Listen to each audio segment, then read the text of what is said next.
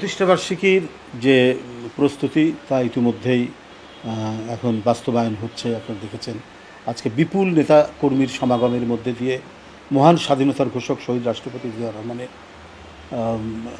মাজারে আমরা উপস্থিত হয়েছি। সেখানে ফাতেহা পাঠ করেছি, সেখানে পুষ্পস্তবক অর্পণ করা হয়েছে মাজারে। এই কর্মসূচি আমাদের চলছে এবং সারা দেশে কর্মসূচি হচ্ছে। সারা দেশের দলীয় কার্যালয়ে, ঢাকা কেন্দ্রীয় কার্যালয় সহ দলীয় পতাকা উত্তোলন করা হয়েছে। এবং আরেকটি বিষয় এখন আমি আপনাদের জানাতে চাচ্ছি, আমরা আমাদের কর্মসূচির মধ্যে কিছু পরিবর্তন নিয়ে এসেছি, বিশেষ করে ঢাকায়। আপনারা জানেন যে আগামীকাল আমাদের র্যালি ছিল। সেই র্যালির কর্মসূচিটি আমরা বাতিল করে উত্তর এবং দক্ষিণ বিএনপি আগামীকাল তারা তাদের এলাকায় যে সমস্ত খাল নর্দমা রয়েছে সেটা পরিষ্কার পরিচ্ছন্ন করার অভিযানে তারা নামবে।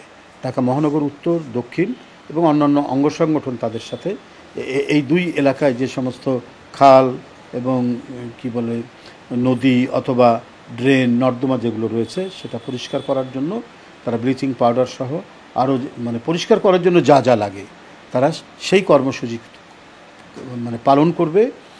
স্বেচ্ছাশ্রমের ভিত্তিতে নিজেরাই কর্মীরাই এই কাজ করবে, কাউকে ভাড়া করে নিয়ে এসে তারা করবে না।